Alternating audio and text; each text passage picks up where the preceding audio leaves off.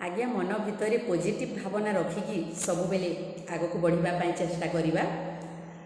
आमर जी बड़ मैंने अच्छा समस्ते भी से उपदेश दिखती। मोर जड़े संपर्कीय हे से सब बेले कथा छल कहे माँ सब बेले खुशी रही चेष्टा कर सब बेले पॉजिटिव भावना रख।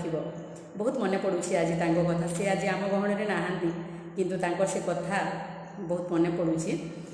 तो से कहूली आम जहाँ भी भावु जिते बेले से मुहूर्त में जड़े अस्तुदेवी बोली अच्छा से जदि अस्तु हो कहे ताहले ताहा प्रकृत में हो जाए से भावना थिला।